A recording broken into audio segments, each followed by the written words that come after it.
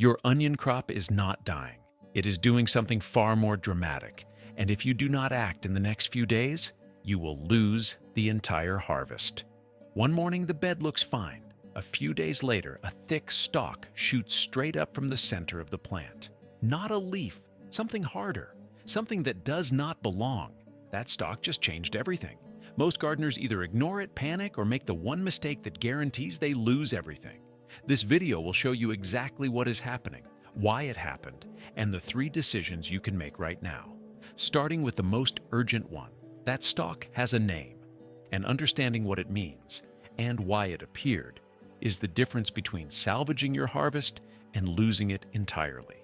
Over the next few minutes, you will learn exactly what is happening inside your onion when that stalk appears, what triggered it, and the specific steps you need to take right now depending on where your onions are in the season. There are also 3 proven methods for preserving bolted onions that most home gardeners never consider, and one of them extends your harvest by months without any complicated equipment. By the end of this video, you will know more about this process than the vast majority of people growing onions today. Onions have been cultivated for thousands of years, and across nearly every agricultural civilization, growers learned the same hard lesson. Timing is everything. Plant at the wrong moment. Expose the bulb to the wrong temperatures and the plant abandons the bulb entirely. It stops doing what you want it to do and starts doing what it needs to do. Today, most home gardeners receive their seeds, sets, or transplants with a planting date and very little else. No warning about what happens when spring turns cold again. No explanation of why entire beds can bolt in the same week.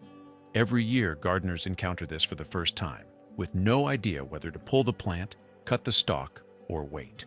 That changes right now. When an onion develops that central flowering stalk, it has entered a biological process called bolting. Bolting means the plant has shifted its entire energy production away from building the underground bulb and redirected it toward creating a flower stalk and eventually seeds. Once bolting begins, the bulb stops growing.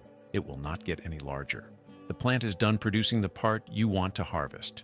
What is happening above ground, that tall stalk forming what will become a globe-shaped cluster of small white flowers, is the onion completing its reproductive cycle. A bolted onion is not dead and is still fully edible, but the clock has started. The longer it stays in the ground without action, the more the bulb deteriorates. The center turns woody. The layers break down. Left too long, it will rot or dry into something unusable. The critical insight here is this: a bolted onion is not a harvest failure. It is a harvest deadline. The moment you see that stalk, the timeline for action has begun. But here is what almost no one talks about. The trigger that caused this had nothing to do with what happened last week. It was set weeks, maybe months earlier. And understanding that changes everything about how you handle it. The primary driver behind onion bolting is a biological process called vernalization, the plant's response to cumulative cold exposure. This is not generalized stress in the way we might think about drought or heat affecting a plant. It is a very specific, temperature-triggered mechanism built into the onion's DNA. When a young onion plant is exposed to sustained cold temperatures, typically below 50 degrees Fahrenheit, 10 degrees Celsius, for a period of several weeks, the plant registers this as winter. This cold exposure accumulates over time. Once enough cold hours have been logged, the bolting process is effectively locked in. When temperatures then rise again, the plant interprets that warmth as the arrival of a second spring and responds by sending up a flower stalk to reproduce before conditions deteriorate. Drought, overwatering, and extreme heat can add secondary stress, but they are not the root cause. It is that cold then warm sequence that is the core mechanism behind nearly every case of bolting in onions. This is one of the primary reasons that springs with unstable weather, weeks of warmth followed by a cold front, then heat again, produce unusually high bolting rates across entire growing regions. The plants are not failing. They are responding logically to the signals they are receiving. The type of onion you planted also plays a role. Onions are categorized as short day, long day, or intermediate day varieties, depending on the number of daylight hours they need to begin forming bulbs. Planting a variety that is mismatched to your region or your planting window increases stress on the plant and raises the likelihood of bolting. Additionally, onion sets, the small preformed bulbs often sold at garden centers, are significantly more prone to bolting than onions started from seed or grown from transplants. Sets have already begun one growth cycle, and replanting them can trigger the plant to accelerate toward flowering. When you spot a bolting onion, you have three practical options. Option 1 is to harvest immediately. Pull the onion now before the bulb degrades further. Bolted onions can be used exactly like any other onion: raw, cooked, sautéed, roasted, and the flavor is typically still fully intact at this stage. Option 2 is to cut the stalk, removing the flower stalk, either cutting it back to the top of the bulb or cutting it down entirely. Stops the plant from continuing to invest energy in seed production. This does not reverse the bolting process or restart bulb growth, but it does slow the deterioration of the bulb and gives you additional time, measured in days to a couple of weeks, before the quality declines significantly. Option 3 is intentional. Leave 1 or 2 bolting plants to complete the cycle, allow the flowers to mature fully, and collect the seeds. Onion seeds saved from healthy bolted plants can be used for the following season's crop. This is a practical, low-cost method of building your own seed supply. The one thing you must not do is wait for the tops to flop over and dry down the way you would with a normal onion harvest. That visual cue does not apply here.